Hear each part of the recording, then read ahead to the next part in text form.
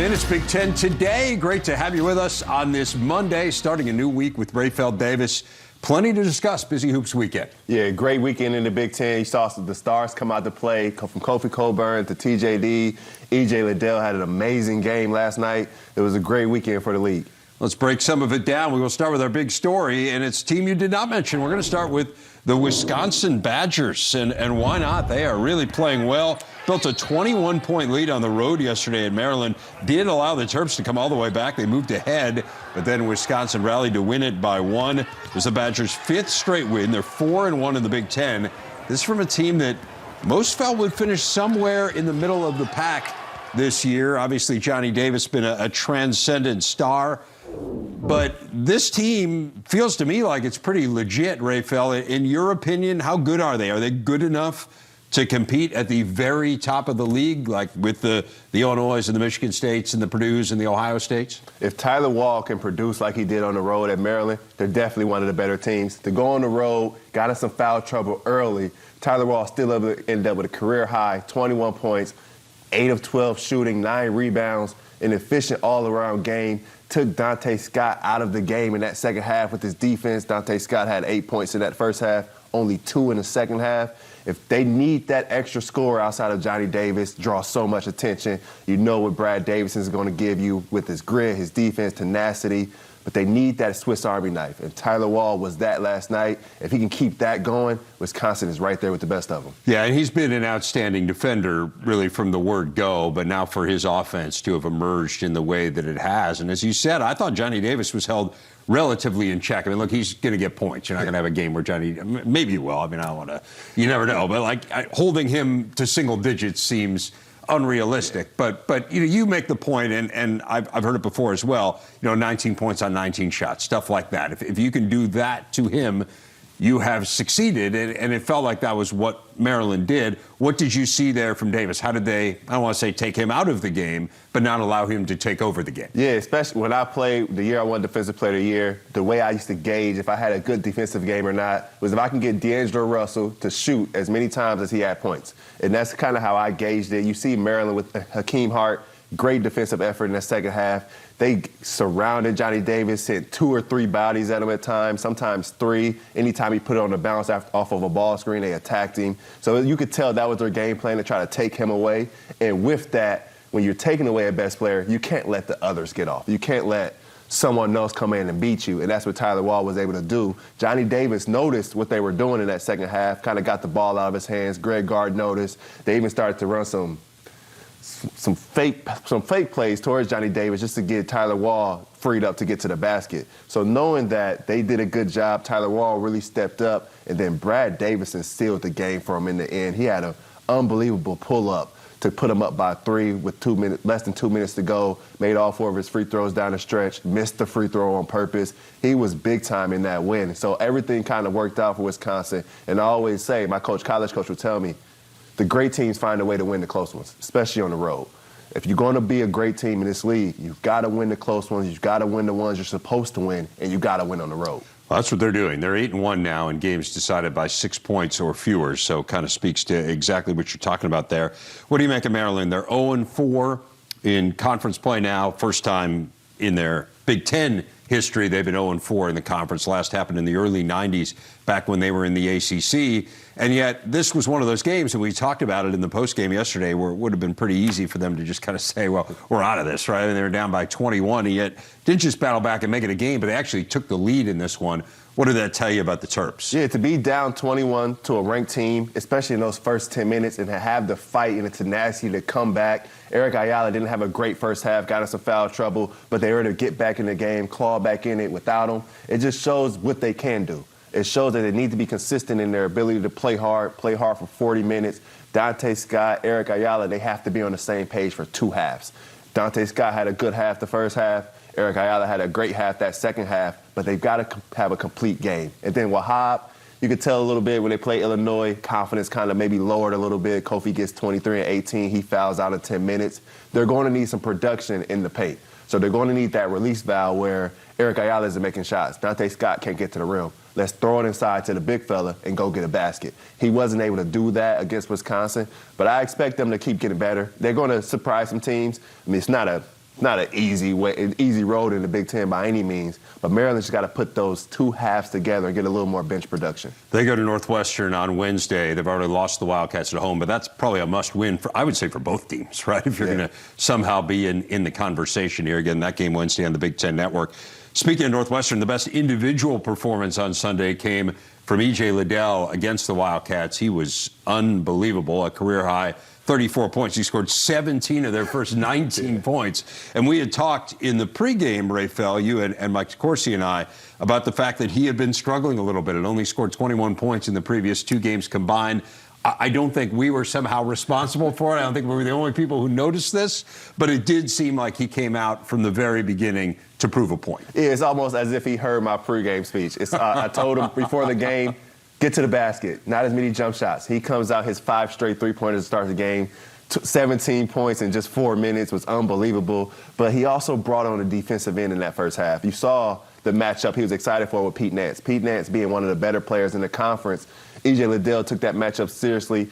I mean, Pete Nance only gets 5 points, 1 rebound in that first half. So he was great on the offensive end, but he took his defensive assignment great. And that's what you need for your leaders. You can't be a one-dimensional player. And then in that second half, he didn't really force it.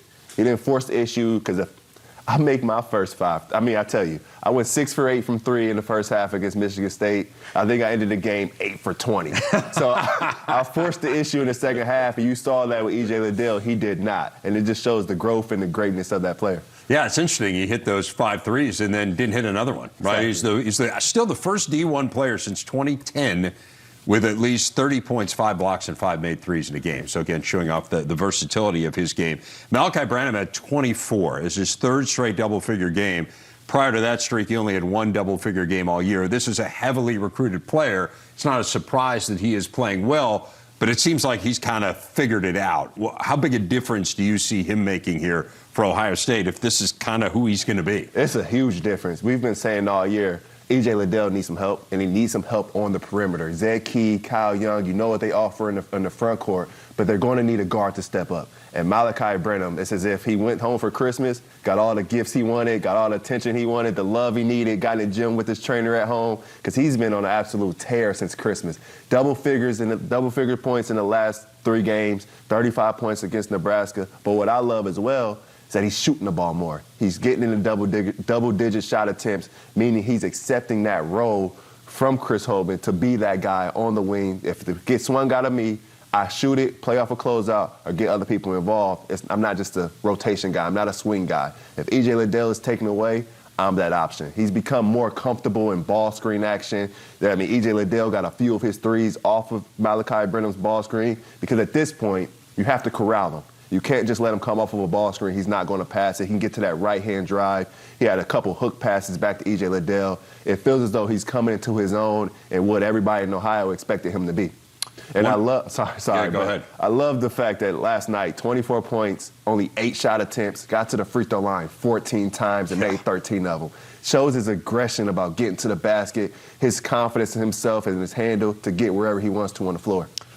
Yeah, the Buckeyes actually, Northwestern had 3 more field goals in this game than Ohio State did, but Buckeyes were plus 13 at the free throw line, and Branham a huge part of that. And again, they did this without their head coach, Chris Holtmann. He was out due to the COVID protocols, and Holtmann actually tweeted out images of himself watching the game at home. You see him kind of pacing around nervously, watching his team, cheering him on. He said this is the first game he's ever missed as either a head coach or an assistant. Again, Jake Diebler ran the team in his absence. They knew on Saturday that he wouldn't be there. So it's not as if they woke up Sunday morning expecting to have Chris Holtmann there, and then he wasn't. But still, how big a deal is this not to have a head coach? It's a huge deal. You see Chris Holtmann there clapping at the TV, trying to get his guys going. I like how he had 2 monitors going with the exact same thing, right? It was great. But, I mean, you had your leader step up. Jamari Wheeler, to be able to go out there and get 8 points, 8 rebounds, 6 assists, take Boo Buie out of the game. E.J. Liddell had the game he had. You could tell the leaders really wanted to step up, really wanted to play hard for Coach Diebler. And that's what happens when you have a senior or junior-led team. You need your head coach. But there's times where your players lead your team, and you could see that last night. They took the pressure off of Coach Diebler. From the jump, they attacked Northwestern. There was no waiting. There was no period where they had to get it going. They came out aggressive. They knew their coach wasn't there, and I think they wanted to send a message. What about Northwestern? This is 5 losses now by a total of 27 points. Every one of them has been by single digits. Now, Chris Collins said after the game, if you would have told me we'd score 87 points on the road against Ohio State, I'd feel pretty good. But you clearly can't give up 95 and expect to win a Big Ten game. They had been a decent defensive team this year up until this point, but it feels like they do just enough to lose. So how do you go from that to figuring out ways to turn those into W's? Yeah, because they made 10 threes. They're making shots, have more field goals. There's got to be a little more aggressive. Embrace the physicality of the game. I love Pete Nance. I love his versatility, especially on the offensive end. But I think he's too good of a player to have a half where he gets 5 and 1. 1 rebound per half is not good enough for Pete Nance. I mean, that second half, he ends up with 15 and 5 just in the second half. I believe the only way for Northwestern to get out of this rut is if Pete Nance controls the tempo of games. The ball has to go through him. He has to be aggressive on that low block, rebound at a higher level, and then towards the end of games, Boo Buie has to control the tempo. There is no giving the ball up. You control it, especially when you're winning down late. You run the shot clock, get into a ball screen. Boo Buie and Pete Nance in a ball screen. Should be a difficult cover. Some encouraging stuff for them. Ty Berry had a really nice game, career high. So we'll see again. Huge game against Maryland for both those teams coming up on Wednesday. Lots more to come here on the show. We're going to dive into hoops in the state of Indiana. Rapheal Davis a little bit. Hoosiers, Boilers, both picking up weekend wins. We'll dissect both clubs next.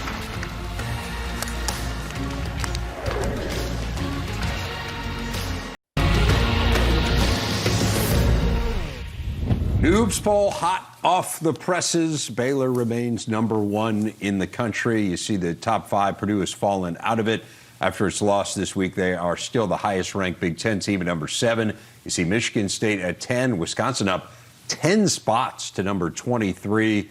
Ohio State is 16. And Illinois back in the poll at number 25. I still think, Rapheal, that might be the most underrated team in there. I think they are really good. I think I would talk about them in the same breath I talk about Purdue and Michigan State and Wisconsin and Ohio State. You agree or disagree? I 100% agree. You see what Kofi Cockburn has been doing over the last 4 games, 25 points, around 13 rebounds, just destroying teams. You see what he did against Maryland, 23 and 18. They proved against Maryland we don't need to make a lot of threes to win the game. We can play through Kofi. Kofi make good decisions. We can win the game gritty and tough. And their defense has been outstanding. They guard the perimeter well. They have some of the best guard play in the conference. And then guys are just scared of Kofi Cockburn to bring it down the middle. So they have a lot of things rolling. You get Corbello back in there to kind of go off of a ball screen because my thing is you have Corbello and Kofi.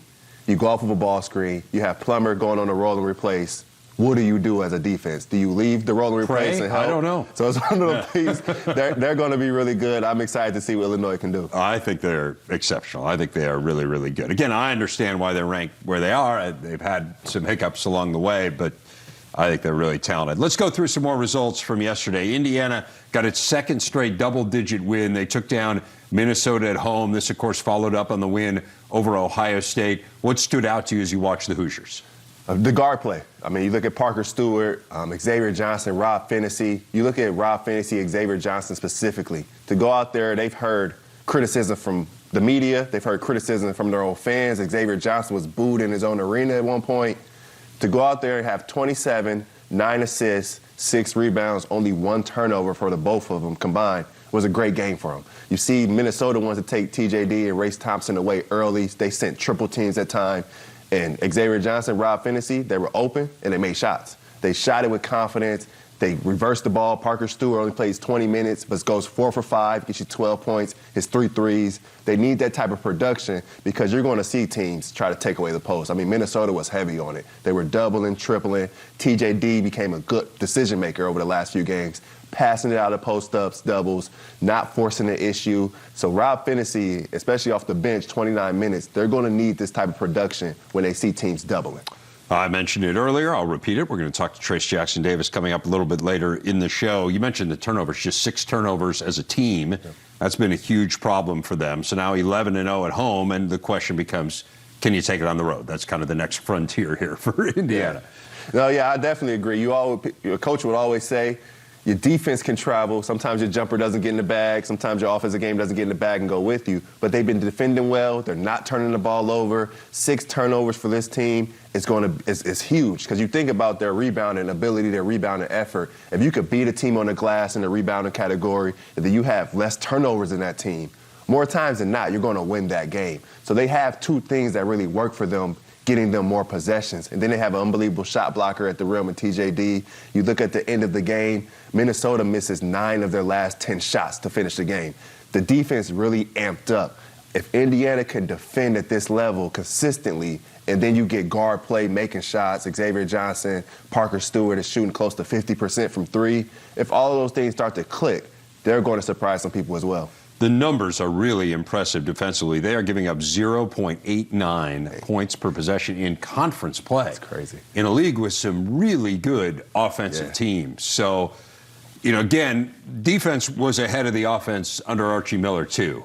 The issue was never on the defensive end, or maybe it was less frequently on the defensive end than it was on the offensive end. So I think it stood to reason that they were going to be a better defensive team than offensive team to start, but it feels like they're really well-connected defensively, and look forward to talking about that with Trayce Jackson-Davis. What about Minnesota? They're 1-3 now in the Big Ten after this great start, and again, I don't think anyone expected anything out of them, maybe outside of their team meeting room. So I do think to a certain extent it's still really impressive. What do you see going on, though? Is this a function of simply playing really good teams? Because all 3 of the losses are to high-quality opponents, or maybe was the success early on this year inflated somewhat?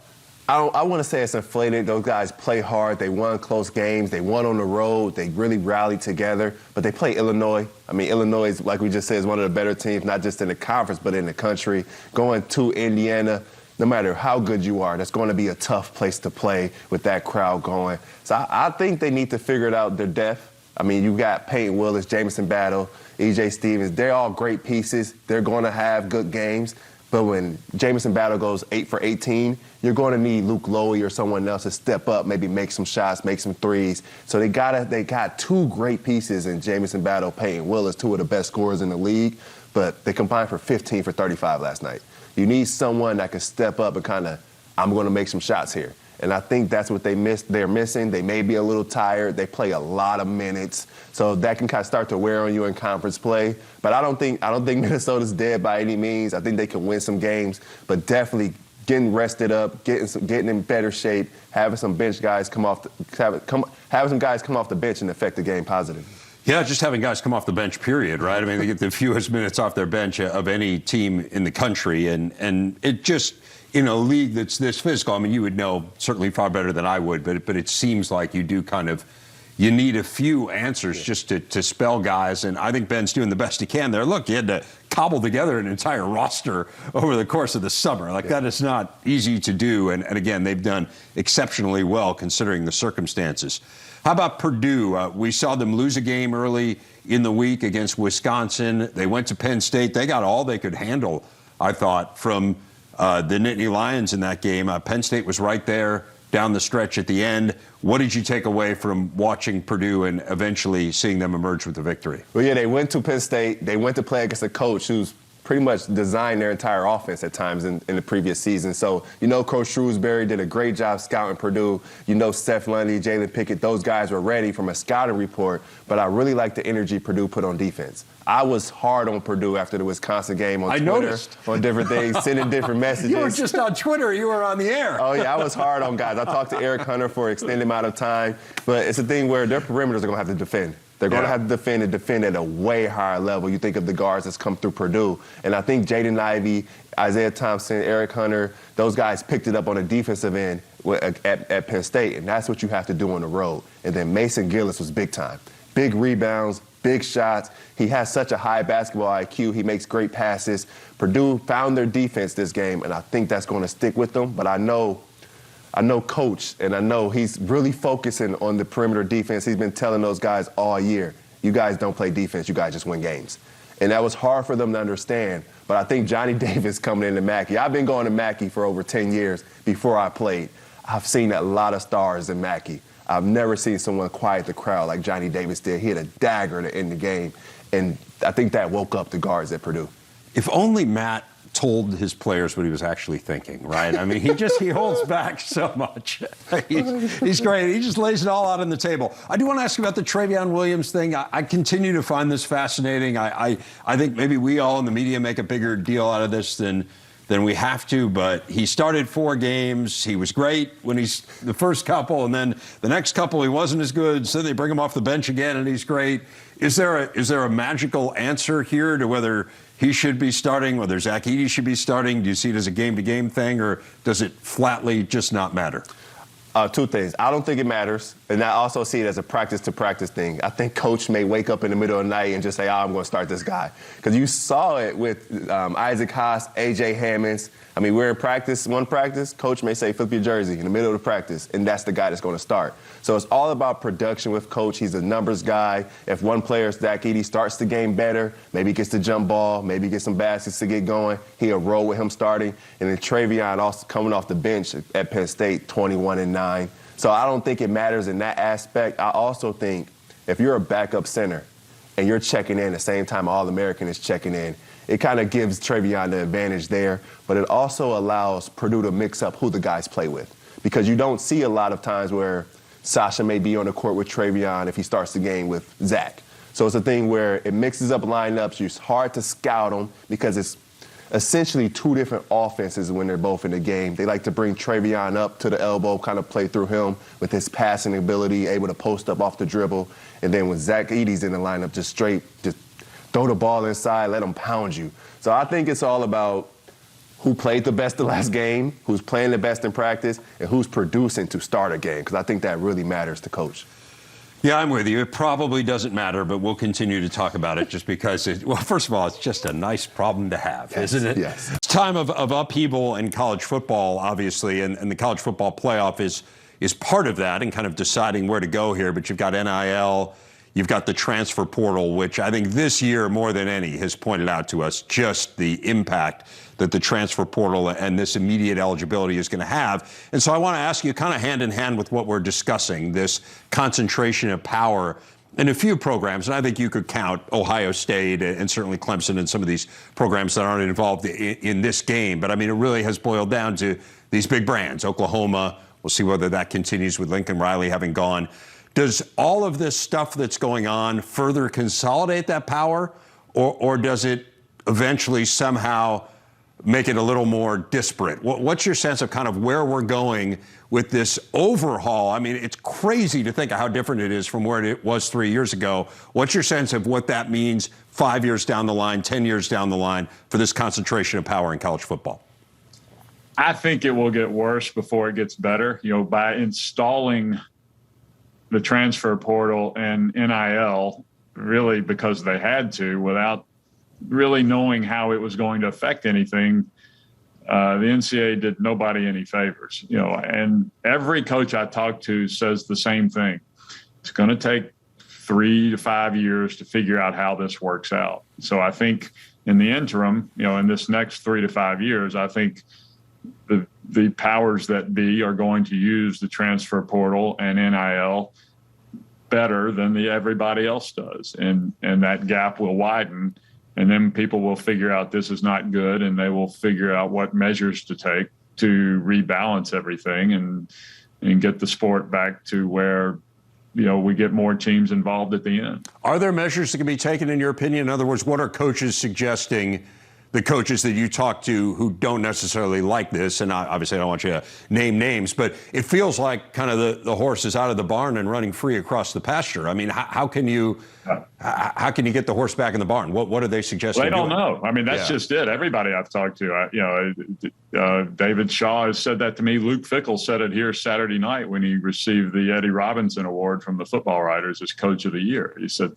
it's going to take 3 years to figure this out. And, you know, he's got his philosophy of how he's doing it. And everybody's going to go at it a little differently. I think most guys are going to do what the top schools are doing. They are going to cherry pick to fill holes and still try to maintain the culture that comes from taking 18-year-olds and molding them over several years. But, you know, I would think there is an opportunity for somebody to make greater changes, more wholesale changes than that. And if somebody does that and is successful, then that will, that's going to turn heads. I mean, nobody really knows how this is going to work, and they're all kind of waiting to just let it happen, and then they'll fix it. I want to ask you a couple things before we let you go. You certainly know Jim Harbaugh well from covering this sport, also his time coaching your alma mater at Stanford. There are a lot of uneasy Michigan fans here these days, and especially today we're seeing coaching firings in the NFL left and right. What's your sense about kind of what the factors are that will weigh into Harbaugh's decision? Well, Jim has never stayed anywhere too long, and he's been at Michigan longer than he's been anywhere else. But, we used to say the same thing about Nick Saban, and he's now 15 years in at a place where he feels very comfortable. And we know Jim feels very comfortable in Ann Arbor. So I think the fact that they improved so much this year has got to have revitalized him and think, okay, we can make this happen here. I don't know why he would then pick up and go start over with the Dolphins. But I'm throwing darts the way everybody else is. Yeah, fans here in Chicago wondering whether he might start over with the Bears, but we will see. No, I'm with you. I think it's going to be fascinating to follow it. Before I let you go, I do want to ask you about your book. I keep trying to catch his eye. It is your memoir about your son, Max, who took his own life in 2015. And the book came out this fall. It has met with rave reviews. I just started reading it actually last week, and it is fabulous. It's incredibly well written. And I want to have you back on to discuss it at greater depth when I get through the entire book, because it's such an important topic. But I do want to ask you, what made you decide that this was the time to write it? It wasn't the year after Max died. It was several years after he died. What made this the right time for you? Dave, I think that there were a couple of things involved. One was that I needed the perspective, and I needed to get through the emotions I was feeling in order to talk rationally and write rationally about the topic. And also knowing what it was I wanted to say. I didn't just want to make it a memoir about Max and about my relationship with Max. That's part of it. But really, what I thought might help people was how to handle grief and how to carry grief, because you don't get over it. You just learn to live with it.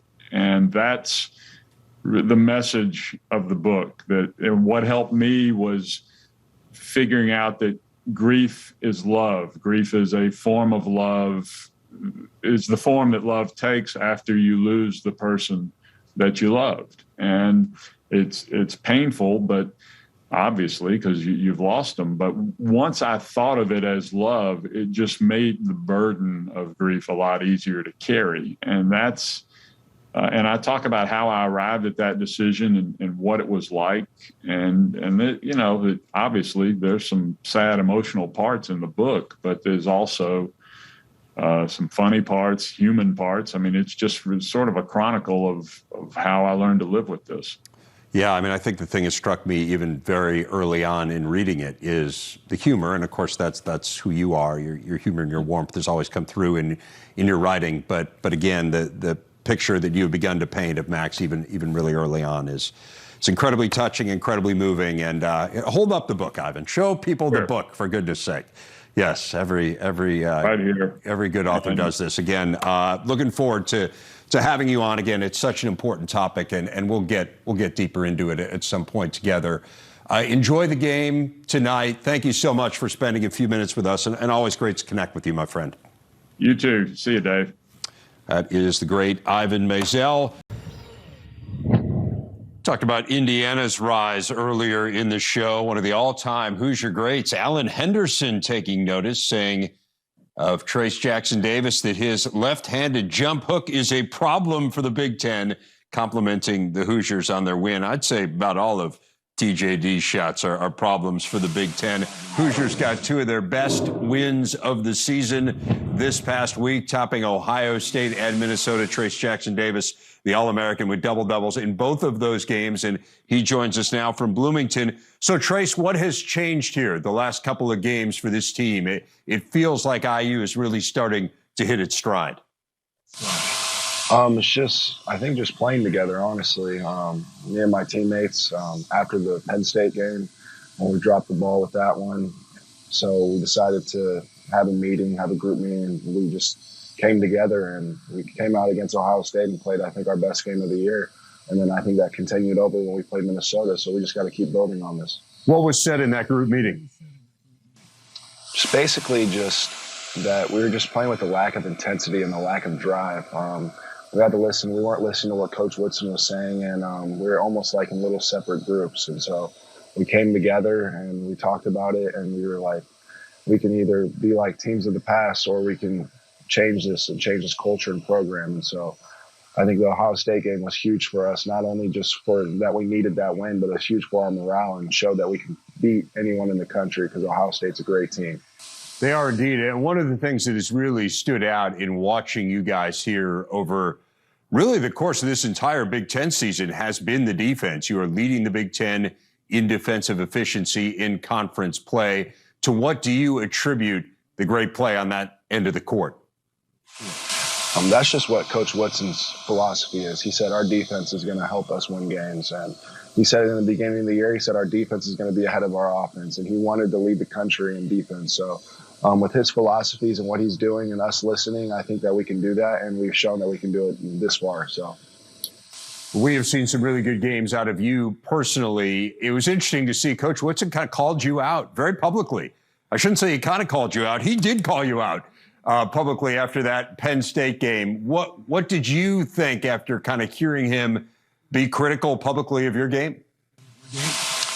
Me and Coach Woodson have a relationship where he can call me out in front of whoever he wants, and I'm gonna take it and I'm gonna build on it. So basically, he told me that I needed to rebound the ball, and I thought that against Penn State I was doing a lot of other things that he didn't even mention, but so I took that and I used it as fuel for our next game, which was Ohio State. So if he wants to do that, he can, because me and him, obviously, we have that relationship, and he's my coach and he's just coaching me. So it's interesting to me that you've developed that relationship as quickly as you guys have. I mean, Coach Woodson obviously didn't recruit you. Anyone who follows Big Ten basketball is well aware of that. You didn't know who he was, I would assume, certainly didn't know him well until this past spring. So how have you developed that close a relationship that quickly?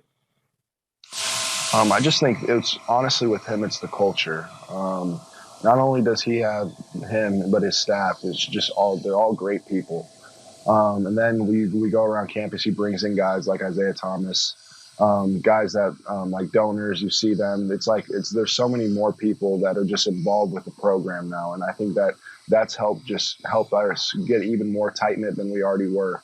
And obviously playing with some of the guys, but having some new guys on the team. So just helping them get like together and bonding with them. So I just think that it's been huge for us, and he's really done a great job with our program and our players on helping us. Seems like he's been really honest with you essentially from the word go. You talked a little bit about the sales pitch that he gave you to convince you to stay at IU when you were fairly convinced that you were going to move on, likely to the NBA. And that sales pitch, the way that you've told it, is a lot more about what you weren't doing than what you did do and kind of how he could make you a better player. Take us inside that pitch, how he convinced you to stay. Basically, he just showed me all the things that I needed to work on. He told me that at the next level, you're going to have to do certain things that you're not doing right now. And the biggest thing that he's worked on with me is, honestly, I think just my intensity and just my will to get better, honestly. I think that I've reached another gear of working hard. And honestly, I think on the defensive end of the floor, blocking shots and doing stuff of that nature, I think I've always had that in me. But the teams of the past, I wasn't able to do that because we had a different defensive philosophy. So I think that's honestly helped me a lot. One thing that really struck me as you kind of recounted that sales pitch in a story I was reading is that you were kind of convinced from the word go that, hey, I'm going to stick around with this guy. He's going to help me.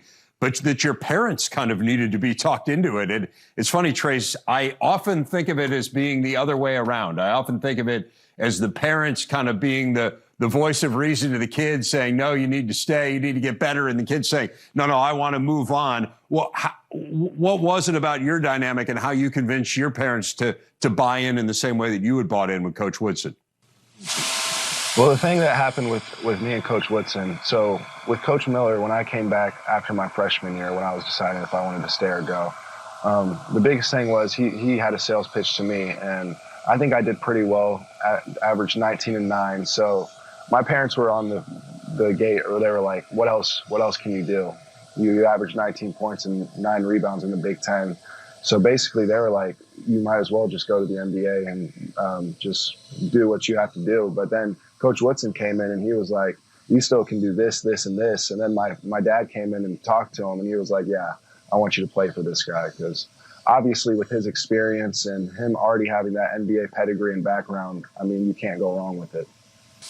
It hasn't just been about you, of course, as this team has gotten better. You're starting to get some contributions from some other guys as well. Trey Galloway, I thought, had a great game against Ohio State and has, really played well here over these last couple games since coming back. Rob Finney was great yesterday. How much has it meant to have different players now start to contribute? I just think that it just goes hand in hand with Coach Woodson. He told our guys that he's going to bring them confidence. With Trey coming off that wrist injury, we really needed him. We really missed him. He's an energy guy. He's someone that's going to do all the little things, get us into offense. And then with Rob's been someone that's struggled here as of recently. So him finding his shot, that's huge for us, because him playing with confidence, I think he's one of the best guards in the Big Ten. Take me through your basketball journey a bit, Trayce. One of the stories that has always stuck with me in the years that you've been in the Big Ten is the fact that you were on the B team as an 8th grader. So tell me about 8th grader Trayce Jackson-Davis and his game. What did that look like?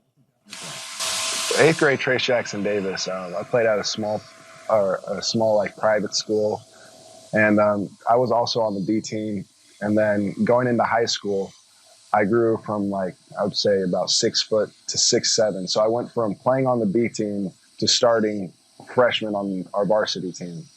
And so my coach, who's a Butler, he played at Butler on their Final Four team, his name's Zach Hahn. So he had a plan for me through high school, and being able to expand my game a little bit and do all these necessary tools to help me prepare for college. And I think that it excelled me and helped me a lot to become a McDonald's All-American, Jordan Brand Classic, and all that stuff, make the USA team for 18U or 17U. And so then Indiana came, and then I decided to stay home, and that's just really how it went. I thought I've had a pretty good basketball journey so far, but I don't think 8th grade B team Trayce would think that he's at the place where he is right now. So yeah, I mean, it really is remarkable. I guess I want to ask you, everyone knows your biological dad played in the NBA. You're in Indiana, which is a hoops crazy state. How much pressure did you feel to be a great player? I think I've handled it a lot better now. I think back when I was in high school, the pressure of all the fans from all the different fan bases, I thought there was a lot of pressure there. But when I got here, kind of mellowed out. I kind of just took it. I just think of all pressure as good pressure. I mean, people are talking about you. It means that you're doing something right. So basically, I just try to go out there and play my game and help my teammates get W's. It's the Trayce Jackson-Davis.